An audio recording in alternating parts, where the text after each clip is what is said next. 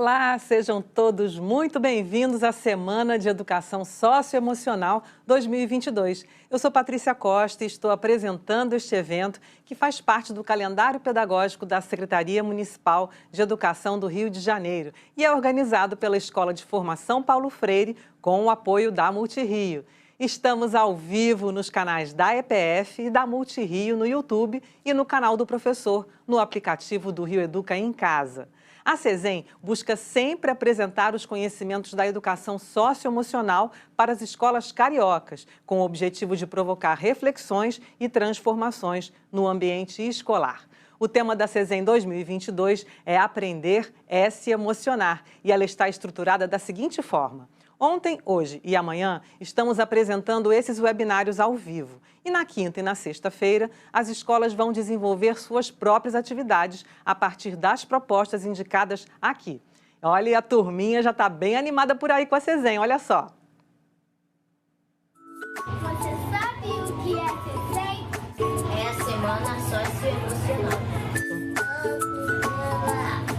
Do quarto a 8 de abril. Vamos participar! Animados mesmo. E ontem já teve muita ação nas escolas, né? E esperamos que vocês estejam registrando tudo. Pode ser por vídeos, fotos ou depoimentos, como a gente combinou. Então, não deixem de compartilhar conosco esse material, postando nas redes sociais com a hashtag CESEM 2022. Ah, e é muito importante também que vocês avaliem esses encontros. É só acessar o link que está aqui na descrição do vídeo, aqui embaixo, beleza? Bom, quem reforça a importância da participação das escolas e traz dicas de atividades socioemocionais é o professor Tiago Fortunato. Vamos ver? Olá, professor! Olá, professora! Queremos te convidar a visitar a pasta de atividades CESEM na escola, disponibilizada através do link enviado à sua escola, que está na descrição deste vídeo. Lá você vai encontrar diversas propostas para realizar com seus alunos focadas no desenvolvimento das habilidades socioemocionais, que estão previstas na BNCC, para todos os segmentos. Registre as atividades com seus alunos e compartilhe nas redes sociais utilizando a hashtag CESEM 2022. Assim, vamos compartilhando e aprendendo uns com os outros.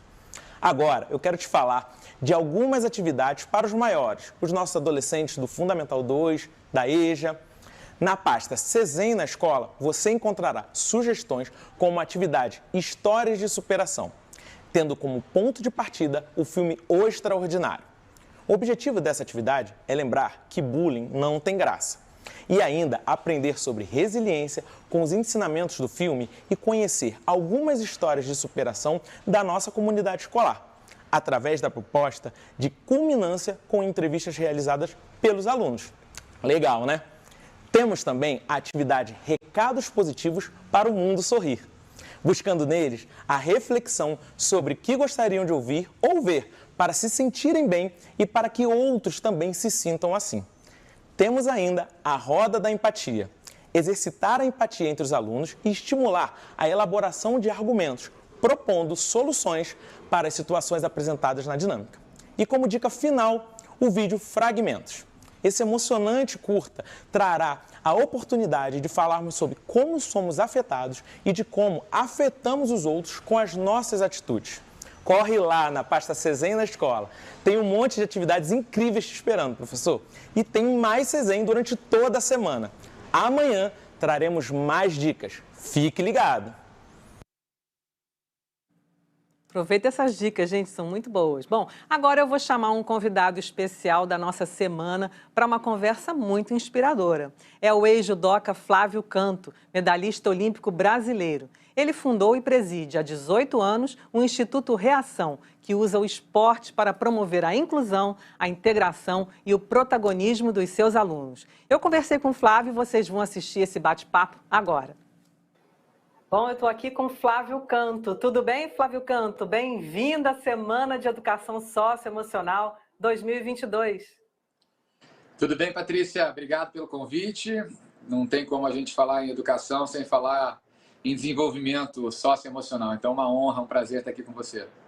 Maravilha. E esporte tem tudo a ver com isso também, né? Então a gente quer saber primeiro, devido à sua grande experiência como atleta e do seu trabalho, né, com projetos muito marcantes nessa área, como é que você vê as habilidades socioemocionais se desenvolvendo a partir dos esportes, das artes e da cultura?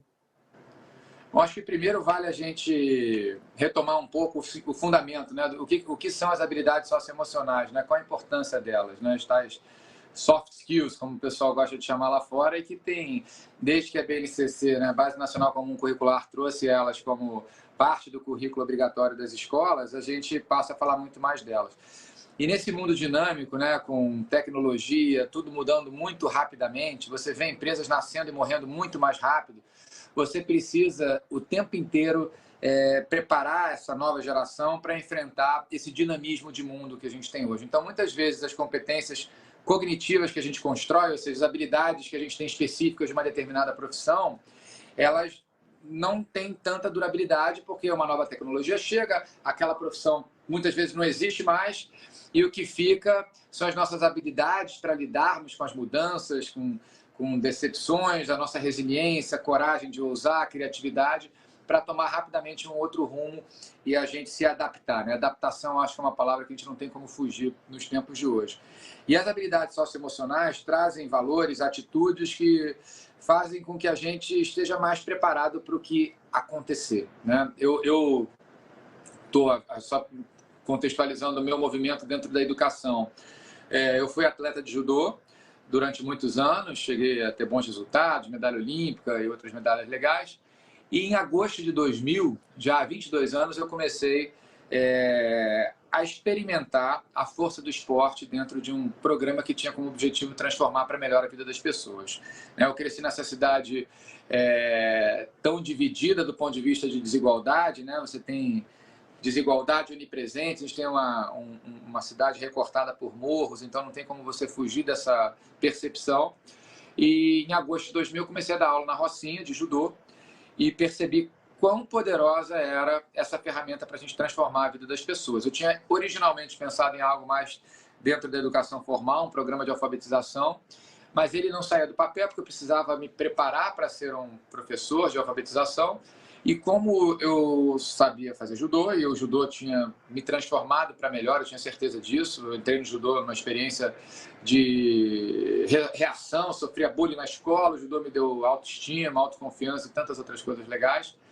Eu resolvi experimentar aquela ideia, né, de que o esporte transforma para a vida, os valores que você treina no esporte são carregados para fora do esporte, e avaliar se aquilo ali era real. E comecei a dar aula na Rocinha e fiquei muito impressionado com o poder que tinha tudo aquilo que a gente fazia, né? Então, nisso, a reação foi crescendo, já são 22 anos de história, muitas faixas pretas dentro e fora do tatame, que é o nosso mantra lá, deixando claro que a missão nossa não é só o movimento e a atividade física, mas sempre um desenvolvimento socioemocional, né? A gente ter gente preparada para enfrentar esse mundão lá fora. E a gente, mais recentemente, 2 anos e meio para cá, a gente começou a desenvolver um programa com essa jornada socioemocional, usando o esporte como pano de fundo, como metáfora, né? As histórias, os personagens do esporte, servindo como elementos de reflexão e de associação com valores que a gente trabalha, que despertam pensamentos, atitudes, e a gente traz mais sentido para o movimento. Então, só dando um exemplo rápido, a gente tem, por exemplo, currículos de inúmeras modalidades no contraturno e também na educação física. Então, por exemplo, num período que a unidade temática da educação física, a gente esteja trabalhando com esporte, com atletismo, por exemplo. A gente pode usar perfeitamente um personagem como o Jesse Owens, o americano, o negro, que em 1936 ganha várias provas na Olimpíada de Berlim, na véspera da Segunda Guerra, quando Hitler dizia para todo mundo que a supremacia da raça ariana era o que valia, e ele foi lá e calou a boca dele. A gente pode associar o movimento, associar uma experiência, por exemplo, no atletismo, a um personagem, ao Jesse Owens, a um valor que poderia ser respeito ou coragem, e a gente cria uma conexão, uma ponte emocional da criança, do jovem, com aquela atividade que perdura, né? Que vai sendo fixada, e a gente vai construindo essa relação de afeto. Então, assim, a gente vem fazendo, a gente vem construindo currículos, né? A gente já tem currículos de algumas modalidades para o contraturno e da educação física no Fundo 1, e a gente agora esse ano está desenvolvendo para o Fundo 2. É um time grande, mas o grande objetivo é trabalhar com essa jornada socioemocional usando o esporte como metáfora. E quando a gente fala de esporte, poderia ser a cultura, poderia ser a música, poderia ser a arte, enfim, a gente tem várias estratégias e alternativas para provocarmos essas reflexões que despertam pensamentos, reflexões, sentimentos, atitudes e esse autoconhecimento, né? Aí, terminando essa primeira resposta que eu falo bastante, tem um princípio do fundador do judô, um japonês chamado Jigoro Kano. O judô foi fundado no final do século XIX, mas era um cara muito vanguardista, né? Ele pensava para frente, moderno. E ele dizia, um dos princípios era conhecer-te é dominar-te, dominar-te é triunfar. E quando a gente fala de socioemocional, a gente fala desse autoconhecimento. E com autoconhecimento, a gente tem muito mais chance de reagir diante de todas as adversidades que a vida vai trazendo, inovar, ser criativo, ser corajoso, resiliente e chegar num lugar que no início a gente nem imaginava que existia. Então, acho que o socioemocional é que nos transforma em pessoas capazes de sonhar e sonhar grande e fazer grande também. Com certeza, Flávio.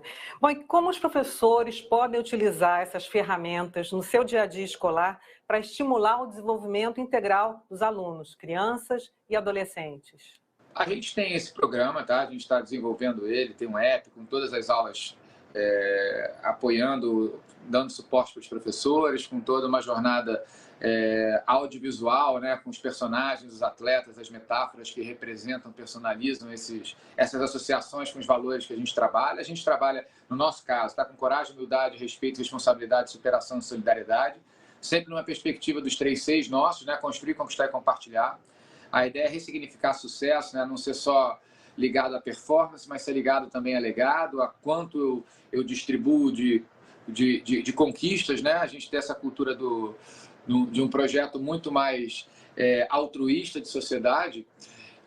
Isso estou falando do nosso projeto, mas a gente sabe que o socioemocional faz parte da jornada de todo professor, não importa qual, se é o professor de português, de matemática, de educação física, de artes, enfim, isso, a gente não tem como... Isso sempre existiu, obviamente, mas agora a gente trabalha com mais intencionalidade. Então, acho que intencionalidade é uma palavra importante para nos ajudar, para nos trazer esse respaldo, né? O tempo inteiro a gente está trazendo mais sentido para tudo que a garotada vai trazendo, né? Quando a gente fala de ciência, você precisa estimular empreendedorismo, curiosidade, criatividade. Quando a gente fala de esporte, a mesma coisa. Então, eu acho que não importa qual seja a metáfora que a gente escolhe, no nosso caso, a gente vai pelo viés do esporte, o tempo inteiro a gente tem que estar se perguntando se a gente está preparando a nossa garotada para enfrentar com todos esses valores e atributos e atitudes que fazem a gente estar mais preparado para enfrentar o mundo.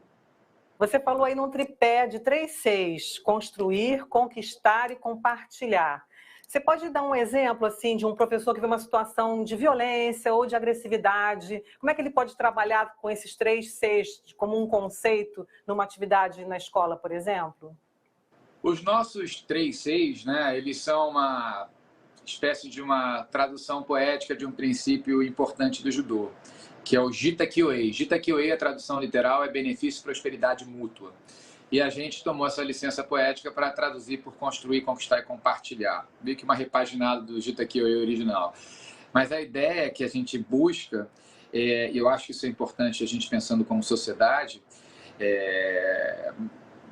moderna, pensando para frente, né? A gente ter essa preocupação de trabalhar com a nossa garotada esse ressignificado de sucesso, né? A gente vive num mundo de redes sociais, que a gente tem muita gente que quer conquistar sem construir e muita gente compartilhando o que não conquistou.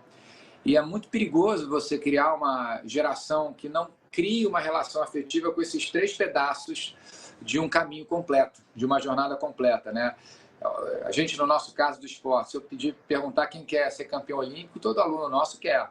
Agora, quem quer construir esse caminho, quem quer sofrer o que é necessário, cair não sei quantas vezes, se levantar não sei quantas vezes, você precisa criar o entendimento, na nossa opinião, né, para o aluno, de que toda jornada precisa desses 3 elementos. Eu preciso ter uma relação afetiva com a construção. Não adianta ser feliz só na conquista, porque a gente precisa desenvolver uma relação de prazer pela construção de todo o caminho. Eu preciso saber conquistar com respeito, com dignidade, com cuidado, com empatia. E mais do que isso, adiante eu preciso compartilhar, eu preciso dar sentido, eu trago sentido para as minhas conquistas quando eu olho com mais frequência para o lado. Então, esse é a nossa missão, né, de vida, inicialmente através do nosso projeto social do Reação e hoje através do Ciclo, que é esse projeto que eu estou falando. E eu acho que de todos os professores, a gente está aqui do outro lado com muitos professores, a gente fala a mesma língua, eu acho que a nossa missão é construir não só um ser humano melhor, mas uma sociedade melhor. Então, isso foi uma mudança que a gente teve no Reação de uns anos para cá, porque a gente, no nosso Instituto Reação, a gente trabalha em algumas comunidades do Rio, em algumas favelas cariocas, e também de fora, Cuiabá, Rio Grande do Norte, Belo Horizonte agora, a gente tinha uma perspectiva de um trabalho bem sucedido quando a gente tinha, por exemplo, um aluno, a gente já teve aluna que foi campeã olímpica, campeã mundial. Para a gente, aquele era um bom parâmetro de sucesso. E hoje a gente mudou. E eu acho que para melhor, para esse entendimento que fazer alguém que tenha vencido, ou que tenha construído performance, sucesso, ou talento, enfim, ele não está completo se a gente não criou uma pessoa, não ajudou a formar uma pessoa que olhe para o lado e distribua de alguma maneira essas conquistas, que divida essas conquistas e leve adiante essa mensagem, né? Já é uma espécie da nossa onda do bem aqui, cada atleta, aluno formado por nós, e eu acho que isso vale para todos que estão aqui do outro lado, a gente precisa se perguntar se essa pessoa ela consegue transformar aquele sucesso pessoal num sucesso mais coletivo. Se ela olha para o lado, se ela é uma pessoa que vai agregar como um todo, né, com um espírito mais altruísta de coletividade para a sociedade. Aí eu acho que a gente sai dessa cultura de projeto social, digamos, né, que é o que a gente faz no Reação, para um projeto de sociedade, que é o que a gente tem essa pretensão, né, de tentar conquistar com os alunos que a gente hoje está trabalhando. Flávio, para encerrar, a gente gostaria de ouvir uma mensagem sua para os professores que estão nos assistindo. Olha, eu vou trazer aqui um mantra nosso, né? Todo mundo aqui já deve ter assistido Karate Kid, Cobra Kai. A arte marcial é cheia de mantras e de frases inspiradoras que vão colando aqui na nossa história como chiclete, né? Então, uma delas é faixa preta com espírito e fome de faixa branca, permanentemente, né? Então, acho que a gente para de ter sentido quando a gente para de aprender. Então, acho que todo professor, e eu vivi isso há 22 anos, quando eu comecei a dar aula de judô, e aprendi logo no primeiro dia. Eu brinco, eu subi a rocinha faixa preta e desci faixa branca logo de cara. Porque eu entendi que ali o meu papel não era de ser um professor, era também de ser um aluno, né? A gente está o tempo inteiro trabalhando nessas duas pontas. Então, eu acho que se eu puder trazer esse mantra para todos nós, né, me colocando aqui no lado de vocês, é para a gente nunca perder essa fome, essa vontade de estar sempre aprendendo, esse espírito de faixa branca, né, construindo repertório. O mundo está cada vez mais dinâmico, para a gente conseguir acompanhar o que passa, né, para desenvolver empatia, entender um pouco o que essa nova geração que chega, como ela lida com tudo. A gente precisa estar o tempo inteiro lendo, aprendendo, estudando e mantendo esse prazer de evoluir.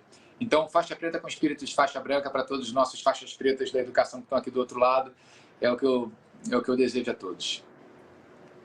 Maravilha. Flávio, muito obrigada, então, pela sua participação na Semana de Educação Socioemocional 2022 e até a próxima. Obrigado a vocês, gente. Parabéns por tudo.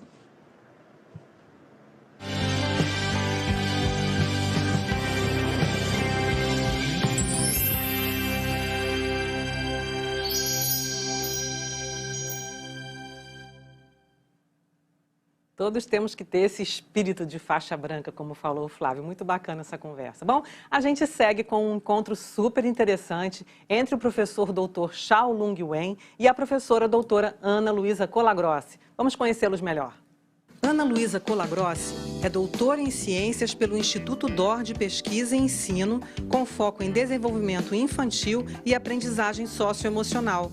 É professora titular da pós-graduação e coordenadora do Departamento de Psicopedagogia do Instituto SEDES Sapientai, em São Paulo. É pós-graduada em Neuropsicopedagogia e especialista em educação para o projeto Cell Kernels, de aprendizagem socioemocional do Departamento de Educação da Universidade de Harvard e da Universidade de São Paulo. Xiaolong Wen é médico e doutor pelo Departamento de Patologia da Faculdade de Medicina da Universidade de São Paulo, onde é professor e chefe da disciplina de telemedicina. Coordena o projeto Tecnologias Educacionais Interativas para a Potencialização da Educação em Saúde e lidera o grupo de pesquisa da USP em Telemedicina e Telesaúde. É coordenador e responsável pelo projeto Homem Virtual, Mídias Digitais e Uso de Impressão 3D e pelo programa Jovem Doutor Redes. O tema da conversa deles é Educação para a Saúde Mental no Cotidiano Digital. A entrevista destaca a importância da relação entre educação e saúde e o quanto a ampliação desses saberes traz uma significativa contribuição para a construção do conhecimento. Vamos assistir. Bom dia, Chau. É um prazer estar aqui com você essa manhã, conversando sobre o artigo Educação para a Saúde Mental no Cotidiano do Mundo Digital, que foi construído a partir da entrevista que fizemos com o professor Chau.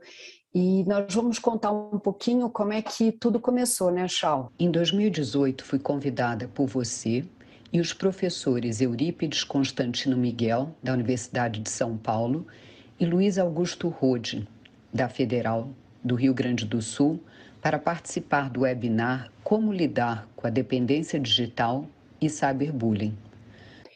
E durante o webinar, o grande destaque, né, foi o papel fundamental da educação, o papel que ela exerce na sociedade para que a gente possa lidar com essa era digital de forma saudável e benéfica. Chau, conta um pouquinho como é que foi a repercussão desse webinar na própria telemedicina. Bom, primeiramente, professora Ana Luísa, agradeço o convite, dizer que é uma grande satisfação estar aqui. E então, eu vou dizer um ponto.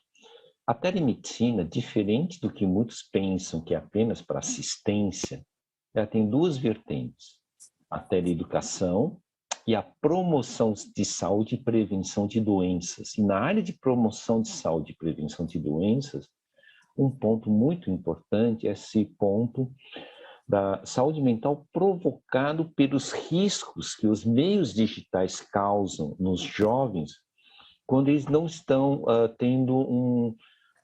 não tiveram uma prévia educação das etiquetas e boas condutas e conhecerem os riscos, porque, afinal, o meio digital veio como uma avalanche e a educação não estava preparada para incorporar dentro desse processo de ensinar um comportamento adequado e um comportamento preventivo.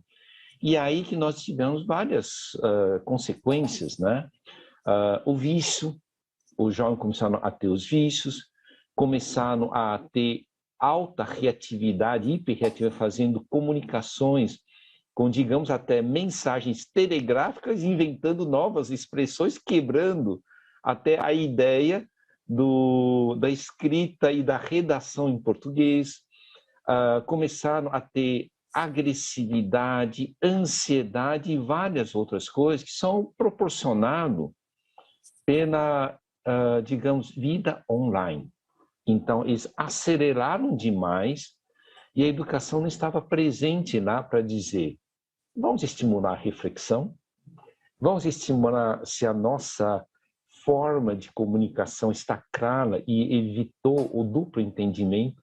E aí que eu acho a magia da educação, né?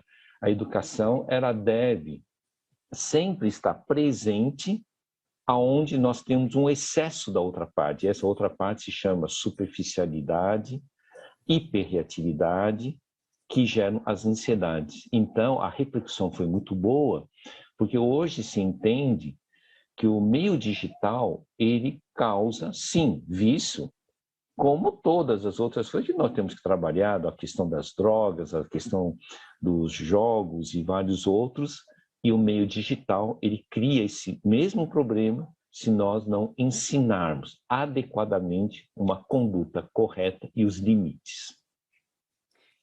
E eu acho que essa discussão que a gente teve a oportunidade durante o webinar e a repercussão do papel da educação, ela fez com que eu tivesse o interesse, né, em trazer essa discussão também para o âmbito da educação, e eu convidei a professora Carla Sachs para que juntas nós pudéssemos entrevistar o professor Shao e a Maíra, que são integrantes do grupo da telemedicina. A entrevista ela foi publicada em 2019 com uma grande repercussão no meio da educação, e inclusive por alguns anos nós estamos trazendo trechos da entrevista e incluímos nas provas de seleção da psicopedagogia do Instituto SEDES, onde eu sou professora. E nós não poderíamos imaginar que íamos enfrentar uma pandemia, né? Que dormiríamos no presencial e nós acordaríamos no online. E sem nenhum planejamento de como proceder, os professores começaram a dar aula à distância. E é importante, nesse momento, a gente reconhecer o papel dos professores como os grandes protagonistas nesse processo no isolamento social. Mesmo com todo o distanciamento, eles foram a base, né, da rotina diária das crianças. Eles se fizeram presentes através da tela, não só do computador, como também do WhatsApp, e permitiram essa continuidade. Então, essa discussão ela se iniciou em 2018 e ela se torna ainda mais relevante nesse momento em que a gente está vivendo. Então, Shao, eu gostaria de te ouvir sobre tudo isso, sobre o momento em que a gente iniciou a nossa conversa e o momento atual em que a gente está vivendo. Perfeito. Professora Ana Luísa, deixe-me só colocar uma reflexão.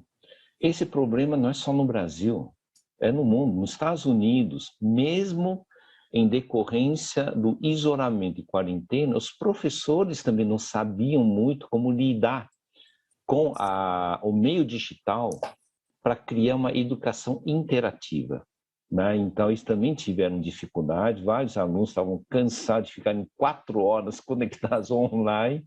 Então, isso mostra uma oportunidade, inclusive dentro da sua linha de pesquisa, talvez uma psicopedagogia digital. São vários pontos que eu acho que criam oportunidade. No momento em que nós criamos uma dificuldade, eu acho que aí floresce a bagagem anterior para nós começarmos a estruturar as boas práticas de uma educação interativa baseada na conectividade. E aí nós chegamos a um ponto. A educação, o meio digital, não pode ser apenas uma reprodução do meio presencial. O meio presencial é uma forma diferente, é a mesma coisa que vocês querem pensar que o teatro, a comunicação do teatro tem que ser igual à comunicação de um filme de longa-metragem. Eles precisam ser adaptados, cada um tem seu encanto. É a mesma equivalência que eu vou dizer. O teatro é o professor em sala de aula.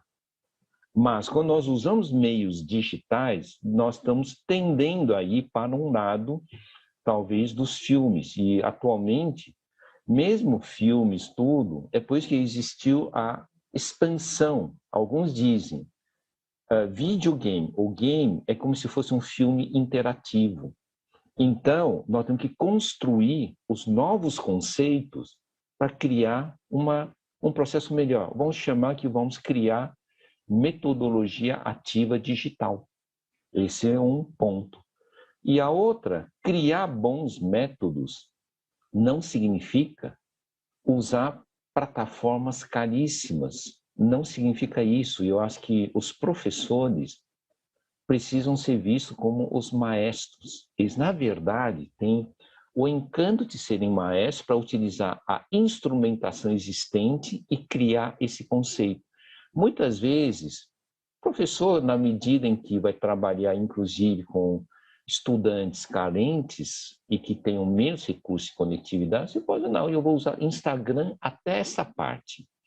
Eu vou usar canal YouTube até esta parte. Eu vou usar o WhatsApp como uma rede de distribuição até essa parte. Então, eu até recomendo que as escolas e os professores criassem normas de compliance, algo unificado para que não seja totalmente separado, cria-se as regras e as normas de boas práticas para que tenha um padrão. E dentro desse padrão, vamos supor, mensalmente os professores compartilham as experiências frente a parâmetros pré-definidos pela escola para dizer o que se chama qualidade e também ouvindo os alunos. O mundo digital, o melhor seria fazer uma quebra, como fosse o TED. Pois é, eu estou conversando com você, que é algo importante, mas num algo em monobloco, não é duas zonas.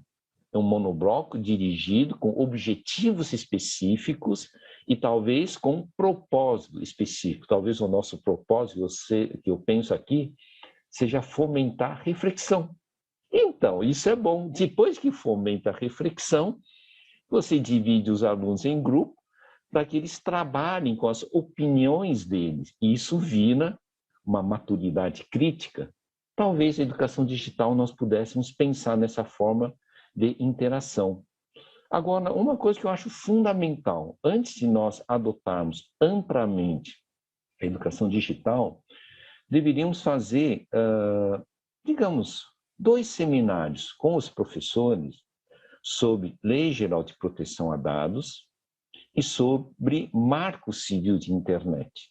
Porque nós temos 2 leis que baseiam o processo de compartilhamento de dados. É entender que não é porque nós temos facilidade e possibilidade que nós não devemos ter cuidado. Não, isto são dados pessoais. Não devemos compartilhar de uma forma aberta. Tem que ficar num ambiente mais restrito e, às vezes, somente em atividades presenciais, porque nós temos que preservar as individualidades. Como dizem, uma democracia se faz pelo respeito da privacidade de dados quando a pessoa assim desejar. Então, eu acho que os elementos que nós precisamos trabalhar com os professores temos que respeitar a lei e temos que entender por que a lei foi feita dessa forma para que eles se inspirem. A função de um professor não é seguir como regra de checklist, mas ele entender os fundamentos para que ele possa criar. Então, aí, professora Ana Luísa, eu acho que nós podíamos trabalhar com compliance, podíamos trabalhar com um seminário sobre os 2 marcos de leis que regulamentam sobre o mundo digital e depois nós podemos trabalhar com essa distribuição de como incluir os meios e ferramentas digitais na cadeia da valorização do conhecimento com desenvolvimento de maturidade crítica e trabalho em equipe. Nossa, quantas questões interessantes, né? Você traz a ideia da reflexão, da maturidade crítica, né? Do importante papel do professor nesse processo de compliance. São muitos os passos, né, que a gente precisa agora entender e, ao mesmo tempo, valorizar. Eu vou trazer agora um olhar para o tema da CESEM, né? O tema da CESEM esse ano é: para aprender, precisamos nos emocionar.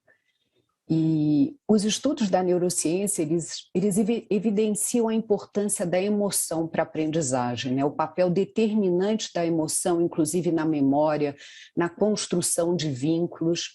Mas eu gostaria de trazer aqui a palavra emoção, né? A gente percebe que emoção tem ação na própria palavra, né? Se a gente olha para a palavra em inglês, emotion, ela traz a ideia do motion, do movimento. A emoção é aquilo que nos tira da inércia, que vai nos impulsionar. A gente precisa, né, se emocionar, se encantar para que a gente possa aprender. A gente só se interessa e consegue aprender sobre aquilo que a gente realmente se apaixona, por construir vínculos, né? E percebemos também que a gente não tem como tirar a emoção da sala de aula. As dimensões social, emocional e cognitiva, elas estão todas interligadas. Quanto mais você desenvolve uma dimensão, mas se potencializa as outras. E cada vez mais a gente percebe que se deve investir na formação da pessoa, e não somente na formação intelectual, na formação desse ser humano. Quando a gente foca nas dimensões sociais, emocionais, desde a primeira infância, vai permitir um trajeto muito mais promissor para essa criança. Então, essa ideia, né, de trazer como tema, nós precisamos nos emocionar para aprender, né, desse vínculo, desse olhar, dessa proximidade entre a aprendizagem e a emoção. Qual a sua experiência recente, professor Schall, sobre esse tema? Bom, a primeira coisa, eu só queria dizer que existe uma tendência no mundo de dizer que o grande valor da educação é a educação socioemocional. Isso é uma tendência que está sendo visto, inclusive, num relatório da OCDE, fala que o futuro da educação é a educação socioemocional, porque nós somos seres sociais. O ser humano, por natureza, é um ser emocional e a emoção leva motivações. Tomara que sempre sejam motivações positivas. Elas podem ser tanto positiva ou negativa, mas nós nos movemos por emoção. Na sociedade moderna, onde os pais trabalham fora e com menos tempo para trabalhar de uma convivência com seus filhos, a educação vai ter que se adaptar, que ela tem que ofertar essa lacuna, talvez dentro das escolas, e os professores têm que se habilitar nesse processo do desenvolvimento socioemocional. Bom, eu parto de um princípio. Qual é a diferença entre gramática e poesia? A poesia tem as suas entonações, tem seus momentos no despertar de um processo de emoção à medida que a cognição, a transmissão daquela comunicação ela muda. Então, eu diria que o socioemocional está um pouco mais tendente para algo poético do que apenas o conteúdo que está mais para a gramática. Então, nós temos que ver, nós temos dois pontos, e nem estou dizendo que um é superior ao outro. Eu acho que o equilíbrio dos dois, eles desenvolvem uma boa formação. Talvez no futuro, para ensinar física, seria bom nós levarmos para um parque de diversão. E do parque de diversão nós estabelecemos a correlação entre o que eles estão se divertindo com o tópico da física que nós queremos aprender. Por exemplo, em São Paulo tem um catavento cultural que lá, inclusive, tem não só do homem virtual, mas tem também a parte da física, a carga eletrostática, quando as crianças põem na carga eletrostática, em vez de os cabelos, né, ficarem oriçados, então eles aprendem na prática. Esse processo leva observação, associação e uma lembrança significativa, porque o jovem ele vai fazer o gatilho, aquele divertido está associado com aquela informação que o meu professor me explicou para saber como entender, né? Isso é importante, então, a experiência do aprendizado vivencial em espaços de ciência. Eu tenho um trabalho também muito em Santos, que é o Santos Jovem Doutor, que está no seu 8º ano, e ele sempre trabalha com a criatividade. Os jovens são capazes de criar coisas novas para um assunto que eles aprenderam. Fora do laço entre os amigos, é o laço construído com o professor que vai estimular a pesquisar. E a criação ela não precisa ser complexa. Ela pode ser a criação de um mini jogo de tabuleiro, pode ser teatralização, pode ser a criação de um vídeo documentário, pode ser a criação de um vídeo de stop motion. O que eu estou querendo dizer é que o ato de criar não precisa ser complexo. O que é o mais bonito é a criação e o roteiro positivo. O segundo, quando eles criam em grupo, eles aprendem a ceder. Eles aprendem a dizer, não, eu tenho que ouvir o outro. Isso é uma formação formidável. Então, aí eu acho que, professor Ana Luísa, é um convite para que todos os professores vejam a grande possibilidade de eles criarem com o que tem. Porque, felizmente, hoje um aparelho celular é um grande aparelho audiovisual. Talvez antes nós não tínhamos. Nós aqui precisamos nos encantarmos com o poder de processamento que nós temos disponível hoje e saber usar de tal forma que faça parte da jornada de aprendizagem. Né? Então, eu acho que esse convite é muito importante para que os professores vejam as oportunidades. E é impressionante, professor Shaw, você trouxe muito a questão da simplicidade, né? Então, quando a simplicidade de trazer o socioemocional, esse olhar, né, da valorização do socioemocional da educação e como ele precisa estar presente nessa rotina. E algumas das estratégias que você fala, elas, apesar de parecerem simples, elas são profundas. E é nessa rotina, nas pequenas coisas, aproveitar momentos, é que a gente consegue trazer realmente o significado e a valorização dessas interações, porque a criança, ela aprende através das experiências, através da interação. Então, quando a gente busca momentos como esse, da visita do museu, de aproximar da nossa rotina, do que a gente faz também, para trazer oportunidades de troca, de conversar. Porque quando o tema da CESEM aborda a questão da emoção e da importância da emoção na aprendizagem, a gente traz uma questão que é exatamente essa experiência que a gente viveu durante a pandemia e o que aconteceu, como que isso afeta, de certa forma, o aprendizado e como a gente precisa estar sensível às questões ligadas à emoção, não só na criança, como também do professor. Então, estudos recentes eles estão explorando como o aprendizado remoto ele afetou negativamente o comportamento das crianças. E eu gostaria de ter a sua opinião sobre esse tema. Então, esse é um outro ponto. A sensação de isolamento, a sensação da falta de convívio, mas também a sensação de que não é adequadamente, digamos, compreendido. Então, novamente, eu acho assim, o mundo digital ela merece ser desenvolvido de tal forma que ela dê tempo da interação, tempo de reflexão e tempo de participação. Ela tem que ter uma linha onde nós fazemos a jornada do quebra-gelo. As pessoas precisam ter um quebra-gelo. E elas têm que, eu acho que a educação digital, ela, por exemplo, ela tem grande vantagem de ser multicêntrica. Às vezes, uma educação, eu não faço apenas com os alunos da mesma sala.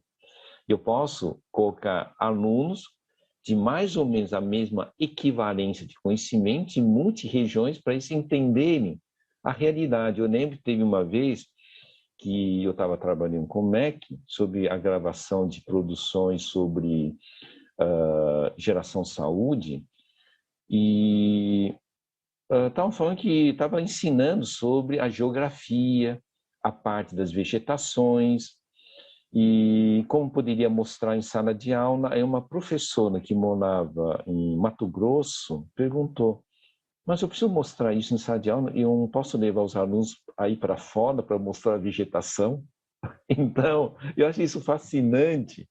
Quando você diz, então, são realidades diferentes, são coisas diferentes, e aqueles alunos podem, olha o que eu vi na minha investigação nessa planta, e compartilhe com outros alunos, e não apenas aquele fixo dentro de um livro. Então, isso amplia os horizontes, tá? Então, quando eles acham que eles podem fazer isso e contribuir, você tem um feedback positivo. Se fosse esse caso, mesmo em processo de isolamento, um aluno que está participando de uma aula e diz, eu tenho aqui, deixa eu compartilhar o que eu descobri de planta, tudo.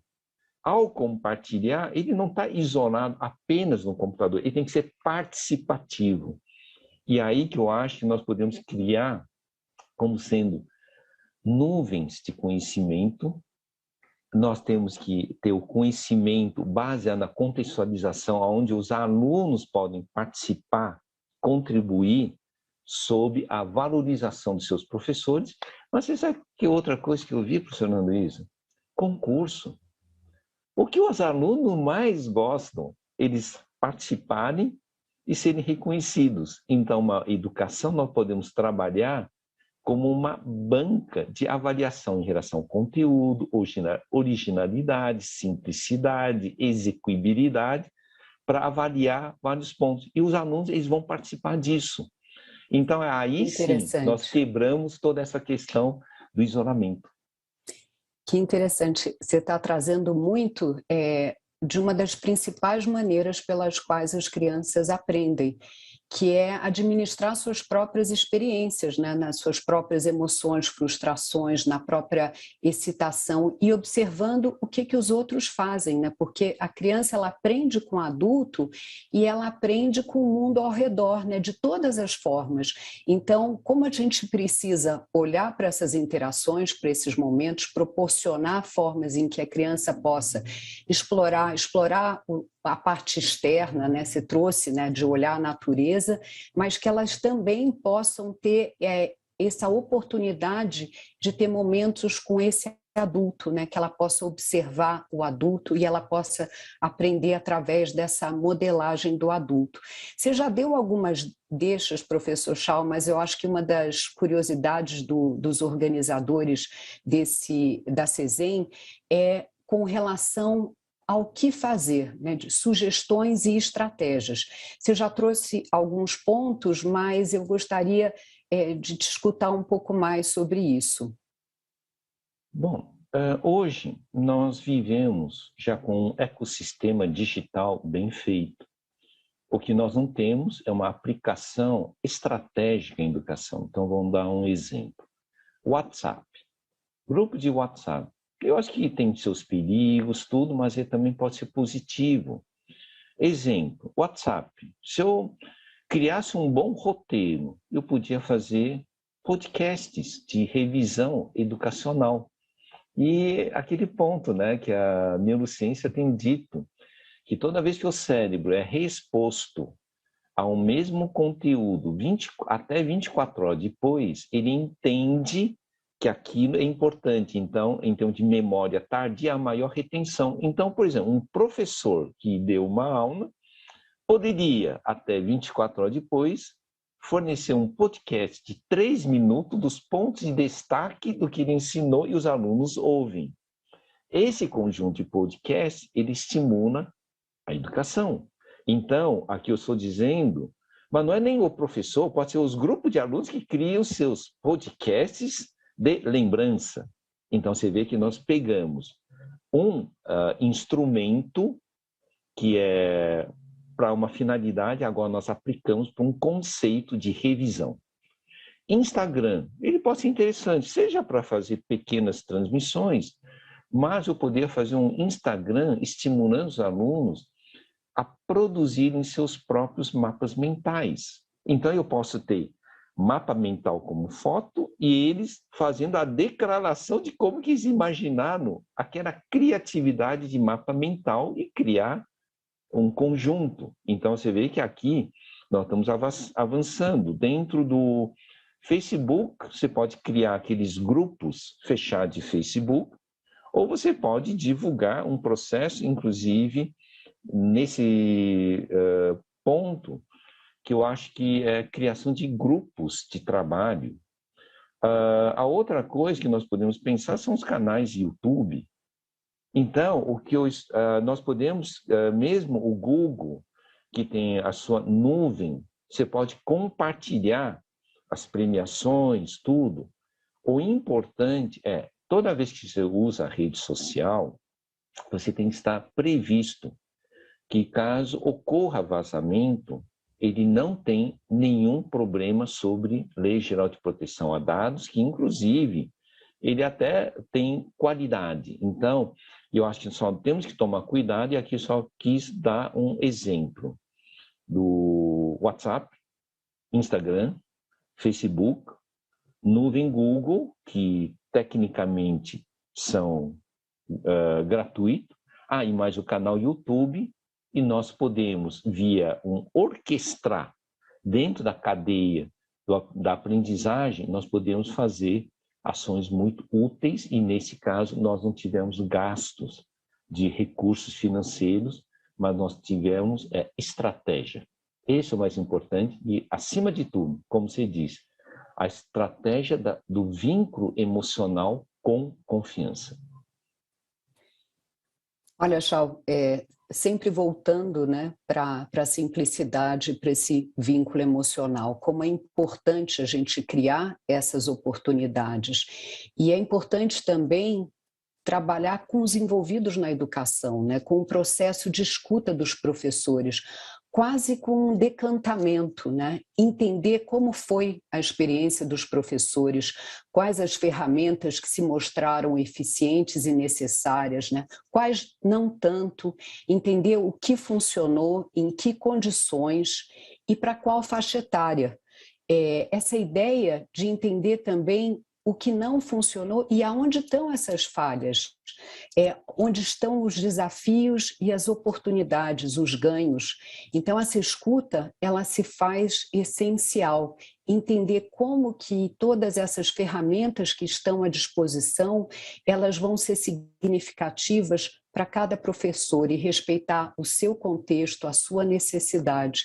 Eu acho que foi um prazer essa conversa, a gente poderia ficar aqui por muito mais tempo, mas eu acho que isso é um início e que a gente possa continuar dando continuidade e que a gente possa estar aprofundando e escutando cada vez mais os professores. Muito obrigada, Chau.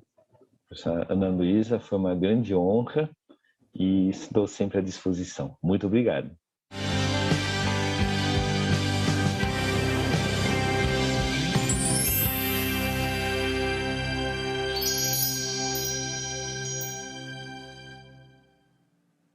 Bom, a gente é que agradece a doutora Ana Luísa, doutor Chau, por essa conversa que trouxe um monte de assunto aqui para a gente pensar. Bom, e a gente termina assim o segundo dia da Semana da Educação Socioemocional 2022. Obrigada a todos que ficaram com a gente até agora. Olha, avaliem esse encontro no link que está na descrição do vídeo. Assim, você pode também confirmar a sua participação, ok? E é bom lembrar também que essa live será reapresentada hoje às 2h da tarde, com interação pelo chat das equipes desse horário. Então, se organiza aí na sua escola e participe. Amanhã vamos falar sobre práticas da disciplina positiva em sala de aula com a especialista Beth Rodrigues. E vamos também bater um papo com a professora Gina Vieira, criadora de um projeto pra lá de inspirador na rede de educação pública do Distrito Federal. Não perca, viu? Fiquem ligados. A gente se vê amanhã. Tchau!